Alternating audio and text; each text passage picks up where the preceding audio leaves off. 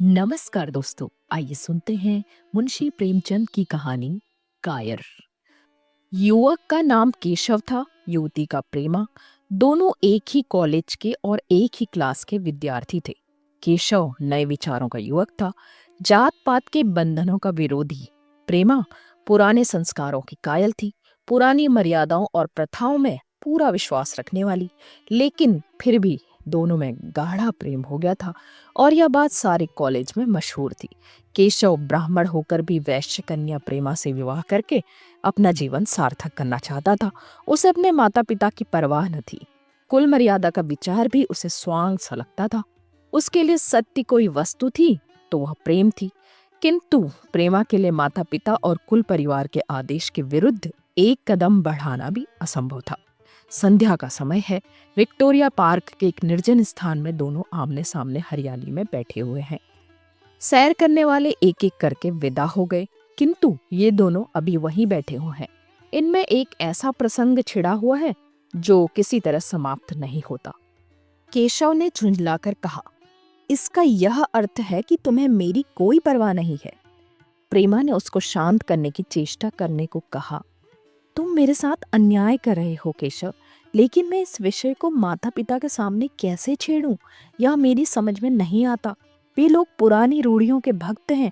मेरी तरफ से कोई ऐसी बात सुनकर मन में जो जो शंकाएं होंगी, उनकी तुम कल्पना कर सकते हो। केशव ने उग्र भाव से पूछा, तो तुम भी उन्हीं पुरानी रूढ़ियों के गुलाम हो? प्रेमा ने अपनी बड़ी बड़ी आंखों में मृदु स्नेह भरकर कहा, नहीं, मैं उनकी गुलाम नहीं हूँ, लेकिन माता पिता की इच्छा मेरे लिए और सब चीजों से अधिक मान्य है। तुम्हारा व्यक्तित्व कुछ नहीं है, ऐसा ही समझ लो। मैं तो समझता था कि ये ढकोसले मूर्खों के लिए हैं, लेकिन अब मालूम हुआ कि तुम जैसी विदुषियां भी उनकी पूजा करती हैं। जब मैं तुम्हारे लिए संसार को छोड़ने को तैयार हूँ, तो तुमसे भी यही आशा करता हूँ। प्रेमा ने मन में सोचा, मेरी अपनी देह पर क्या अधिकार है?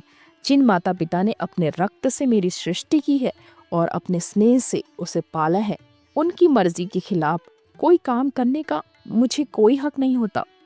उसने दीनता के साथ केशव से कहा, क्या प्रेम स्त्री और पुरुष के रूप में ही रहकर हो सकता है, मैत्री के रूप में नहीं?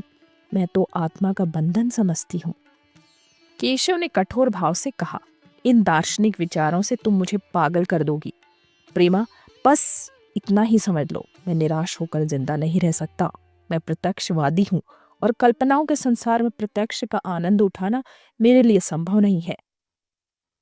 यह कहकर उसने प्रेमा का हाथ पकड़कर अपनी ओर खींचने की चेष्टा की। प्रेमा ने झटके से हाथ छुड़ा लिया और बोली, नहीं केशव, मैं कह चुकी हूँ, मैं स्वतंत्र नहीं हूँ। तुम मुझसे वह चीज न मांगो जिस पर मेरा कोई अधिकार नहीं है। केशव को अगर प्रेमा ने कठोर शब्द कहे होते तो भी उसे इतना दुख न होता। एक क्षण तक वह मन मारे बैठा रहा, फिर उठकर निराशा भरे स्वर में बोला, जैसी तुम्हारी इच्छा। आहिस्ता आहिस्ता कदम उठाता हुआ वहां से चला गया।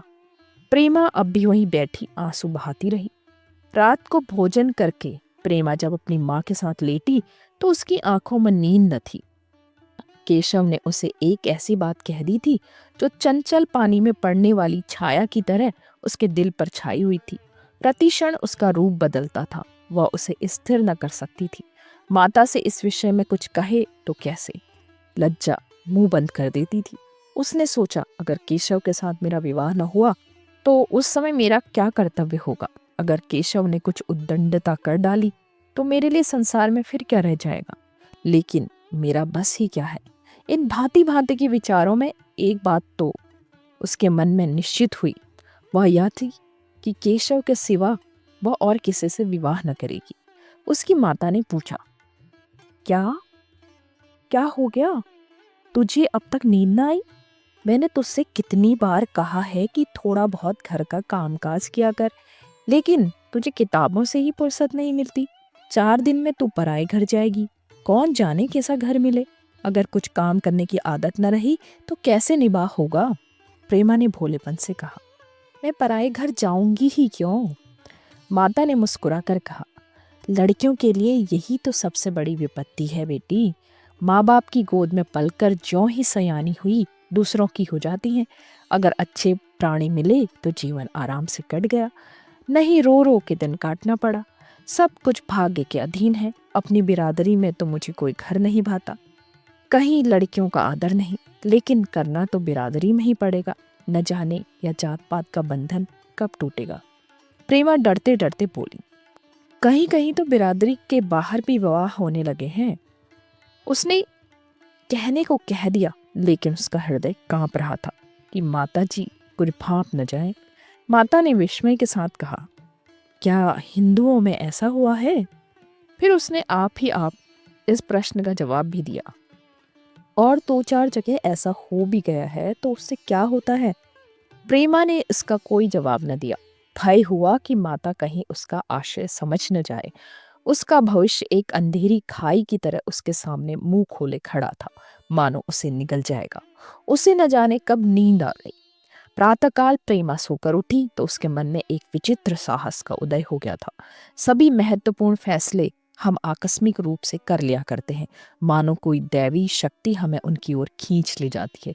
वही हालत प्रेमा की थी। कल तक वह माता पिता के निर्णय को मान्य समझती थी, पर संकट को सामने देखकर उसमें उस वायु की हिम्मत पैदा हो गई थी जिसके सामने कोई पर्वत आ गया हो।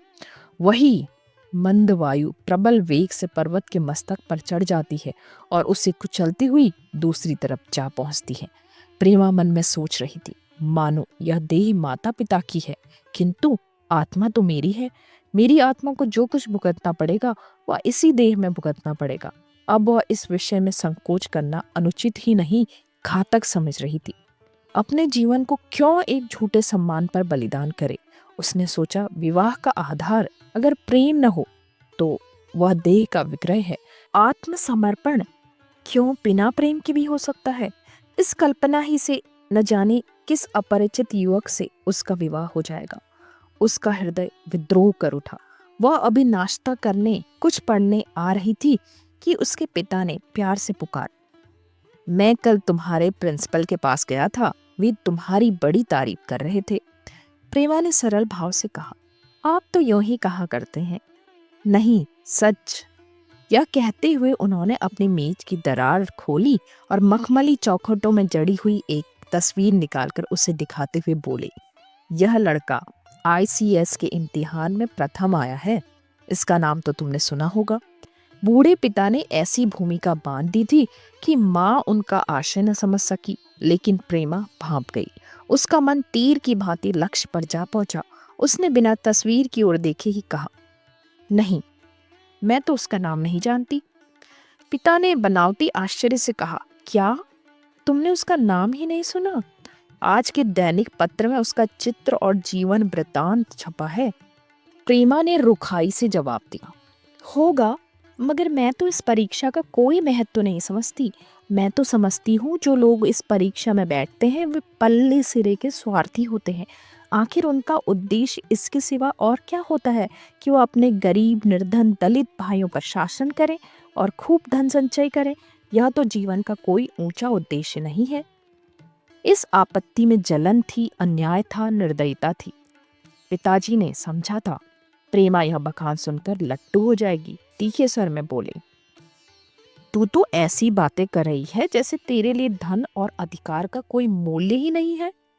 प्रेमा ने ढिठाई से कहा, हाँ, मैं तो इसका मूल्य नहीं समझती। मैं तो आदमी में त्याग देखती हूँ। मैं ऐसे युवक को जानती हूँ जिन्हें यह पद जबरदस्ती भी दिया जाए तो वो स्वीकार न करेंगे। पिता ने उपहास के ढंग से कहा, यह तो आज मैंने नई बात सुनी। मैं तो देखता हूँ कि छोटी छोटी नौकरियों के लिए लोग मारे मारे फिरते हैं। जरा इस लड़के की सूरत देखना चाहता हूँ, जिसमें इतना त्याग हो। मैं तो उसकी पूजा करूंगा। शायद किसी दूसरे अवसर पर ये शब्द सुनकर प्रेमा लज्जा से सिर झुका लेती, पर इस समय उसकी दशा उस सिपाही की सी थी जिसके पीछे गहरी खाई हो। आगे बढ़ने के सिवा उसके लिए और कोई मार्ग न था। अपने आवेश को संयम में दबाती हुई, आंखों में विद्रोह भरे, वह अपने कमरे में गई और केशव के कई चित्रों में से वह चित्र चुनकर लाई जो उसकी निगाह में सबसे खराब था और पिता के सामने रख दिया। बूढ़े पिता ने चित्र को उपेक्षा के भाव से देखना चाहा, लेकिन पहली दृष्टि में ही उसने उन्हें आकर्षित कर लिया। ऊंचा कद था और दुर्बल होने पर भी उसका गठन स्वास्थ्य और संयम का परिचय दे रहा था। मुख पर प्रतिभा का तेज न था, पर विचारशीलता का कुछ ऐसा प्रतिबिंब था जो उसके मन में विश्वास पैदा करता था। उन्होंने उस चित्र की ओर देखते हुए पूछा, यह किसका चित्र है? प्रेमा ने संकोच से सिर झुकाकर कहा, यह मेरे ही क्लास में पढ़ते हैं, अपनी ही बिरादरी का है। प्रेमा की मुख मुद्रा धूमिल हो गई। इसी प्रश्न के उत्तर पर उसकी किस्मत का फैसला हो जाएगा। उसके मन में पछतावा हुआ कि व्यर्थ में इस चित्र को यहाँ लाई। उसमें एक क्षण के लिए जो दृढ़ता आई थी, वह उस पैने प्रश्न के सामने कातर हो उठी। दबी हुई आवाज में बोली, जी नहीं, वह ब्राह्मण है। और यह कहने के साथ ही शुद्ध होकर कमरे से निकल गई, मानो यहाँ की वायु में उसका दम घुटा जा रहा हो, और दीवार की आड़ में होकर रोने लगी। लाला जी को तो पहले ऐसा क्रोध आया कि प्रेमा को बुलाकर साफ साफ कह दे कि यह असंभव है। वे उसी गुस्से में दरवाजे तक आए, लेकिन प्रेमा को रोते देखकर नम्र हो गए। इस युवक के प्रति प्रेमा के मन में क्या भाव थे, यह उनसे छिपा न रहा। वे स्त्री शिक्षा के पूरे समर्थक थे, लेकिन इसके साथ ही कुल मर्यादा की रक्षा भी करना चाहते थे। अपनी ही जाति के सुयोग्य वर्ग के लिए अपना सर्वस्व अर्पण कर सकते थे, लेकिन उस क्षेत्र के बाहर कुलीन से कुलीन और योग्य से योग्य वर्ग की कल्पना भी उनके लिए असह्य थी। इससे बड़ा अपमान वे सोच भी न सकते थे। उन्होंने कठोर स्वर में कहा, आज से कॉलेज जाना बंद कर दो। अगर शिक्षा कुल मर्यादा को डुबोना ही सिखाती है तो कुशिक्षा है। प्रेमा ने कातर कंठ से कहा, परीक्षा तो पास आ गई है। लाला जी ने दृढ़ता से कहा, आने दो, और उसके बाद अपने कमरे में वापस आ गए। 6 महीने गुजर गए। लाला जी ने घर में आकर पत्नी को एकांत में बुलाया और बोले, जहां तक मुझे मालूम हुआ है, केशव बहुत ही सुशील और प्रतिभाशाली युवक है। मैं तो समझता हूँ प्रेमा इस शोक में घुल घुल कर प्राण दे देगी। तुमने भी समझाया, मैंने भी समझाया, दूसरों ने भी समझाया, पर उस पर कोई असर ही नहीं होता। ऐसी दशा में हमारे लिए और क्या उपाय है? उनकी पत्नी ने चिंतित भाव से कहा, कर तो दोगे, लेकिन रहोगे कहाँ? न जाने कहाँ से यह कुलच्छिनी मेरी कोख में आई। लाला जी ने भवें सिकोड़कर तिरस्कार के साथ कहा, यह तो 1000 दफा सुन चुका, लेकिन कुल मर्यादा के नाम को कहाँ तक रोएं? चिड़िया का पर खोल कर यह आशा करना कि वह तुम्हारे आंगन में फुदकती रहेगी, भ्रम है। मैंने इस प्रश्न पर ठंडे दिल से विचार किया है और इस नतीजे पर पहुंचा हूं कि हमें इस आपद्रम को स्वीकार कर लेना चाहिए। कुल मर्यादा के नाम पर मैं प्रेमा की हत्या नहीं कर सकता। दुनिया हंसती हो हंसे, मगर वह जमाना बहुत जल्द आने वाला है जब ये सभी बंधन टूट जाएंगे। आज भी सैकड़ों विवाह जात पात के बंधनों को तोड़कर हो रहे हैं। अगर विवाह का उद्देश्य स्त्री और पुरुष का सुखमय जीवन है तो हम प्रेमा की उपेक्षा नहीं कर सकते। वृद्धा ने क्षुब्ध होकर कहा, जब तुम्हारी यही इच्छा है तो मुझसे क्या पूछते हो? लेकिन मैं कह देती हूँ कि मैं इस विवाह के नजदीक न जाऊंगी, न कभी इस छोकरी का मुंह देखूंगी। समझ लूंगी जैसे और सब लड़के मर गए वैसे ही यह भी मर गई। तो फिर आखिर तुम क्या करने को कहती हो? क्यों नहीं इस लड़के से विवाह कर देते? इसमें क्या बुराई है? वह 2 साल में सिविल सर्विस पास करके आ जाएगा। केशव के पास क्या रखा है? बहुत होगा, किसी दफ्तर में क्लर्क हो जाएगा। और अगर प्रेमा प्राण हत्या कर ले तो कर ले। तुम उसे और शह देते हो। जब उसे हमारी परवाह नहीं है तो हम उसके लिए अपने नाम को क्यों कलंकित करें? प्राण हत्या करना कोई खेल नहीं है, यह सब धमकी है। मन घोड़ा है, जब तक उसे लगाम न दो पुट्ठे पर हाथ भी न रखने देगा। जब उसके मन का यह हाल है तो कौन कहे केशव के साथ ही जिंदगी भर निभाह करेगी? जिस तरह आज उससे प्रेम है उसी तरह कल दूसरे से हो सकता है। तो क्या पत्ते पर अपना मांस पिकवाना चाहते हो? लालाजी ने स्त्री को प्रश्न सूचक दृष्टि से देखकर कहा, और अगर वो कल खुद जाकर केशव से विवाह कर ले तो तुम क्या कर लोगी? फिर तुम्हारी कितनी इज्जत रह जाएगी? वह चाहे संकोचवश या हम लोगों के लिहाज से यूं ही बैठी रहे, पर यदि जिद पर कमर बांध ले तो हम तुम कुछ नहीं कर सकते। इस समस्या का ऐसा भीषण अंत भी हो सकता है, यह इस वृद्धा के ध्यान में भी न आया। यह प्रश्न बम के गोले की तरह उसके मस्तक पर गिरा। एक क्षण तक वह अवाक बैठी रह गई, मानो इस आघात ने उसकी बुद्धि की धज्जियां उड़ा दी हो। फिर पराभूत होकर बोली, तुम्हें अनोखी कल्पनाएं सूझती हैं। मैं तो आज तक कभी भी नहीं सुना कि किसी कुलीन कन्या ने अपनी इच्छा से विवाह किया हो। तुमने न सुना हो, लेकिन मैंने सुना है और देखा है, और ऐसा होना बहुत संभव है। जिस दिन ऐसा होगा उस दिन तुम मुझे जीती न देखोगे। यह नहीं कहता कि ऐसा होगा ही, लेकिन होना संभव है। तो जब ऐसा होना है तो इससे तो यही अच्छा है कि हम इसका प्रबंध करें। जब नाक ही कट रही है तो तेज छुरी से क्यों ना कटे। कल केशव को बुलाकर देखो क्या कहता है। केशव के पिता सरकारी पेंशनर थे, मिजाज से चिड़चिड़े और कृपण। धर्म के आडंबरों में ही उनके चित्त को शांति मिलती थी। कल्पना शक्ति का अभाव था, किसी के मनोभावों का सम्मान न कर सकते थे। वे अब भी उस संसार में रहते थे जिसमें उन्होंने अपने बचपन और जवानी काटे थे।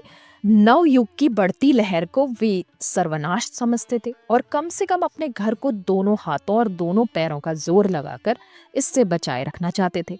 इसलिए जब एक दिन प्रेमा के पिता उनके पास पहुंचे और केशव से प्रेमा के विवाह का प्रस्ताव किया तो बूढ़े पंडित जी अपने आप में न रह सके। धुंधली आंखें फाड़ कर बोले, आप भंग तो नहीं खा गए हैं? इस तरह का संबंध और चाहे जो कुछ हो, विवाह नहीं है। मालूम होता है आपको भी नए जमाने की हवा लग गई। बूढ़े बाबूजी ने नम्रता से कहा, मैं खुद ऐसा संबंध नहीं पसंद करता। इस विषय में मेरी भी वही विचार हैं जो आपके हैं, मगर क्या करें, बात ही ऐसी आ पड़ी है कि मुझे विवश होकर आपके पास आना पड़ा। आजकल के लड़के और लड़कियां कितने स्वेच्छाचारी हो गए हैं, यह तो आप जानते ही हैं। हम बूढ़े लोगों के लिए अब अपने सिद्धांतों की रक्षा करना कठिन हो गया है। मुझे भय है कि कहीं ये दोनों निराश होकर अपनी जान पर न खेल जाएं। क्या कहते हैं साहब, आपको शर्म नहीं आती? हम ब्राह्मण हैं और ब्राह्मणों में भी कुलीन।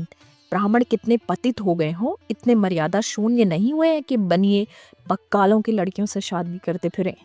जिस दिन कुलीन ब्राह्मणों में लड़कियां न रहेंगी उस दिन यह उपस्थिति हो सकती है। मैं कहता हूँ, आपको मुझसे यह बात करने का साहस कैसे हुआ? बूढ़े बाबूजी भी जितना दबते थे उतना ही पंडित जी बिगड़ते थे। यहाँ तक लाला जी अपना अपमान ज्यादा न सह सके और अपनी तकदीर को कोसते हुए चले गए।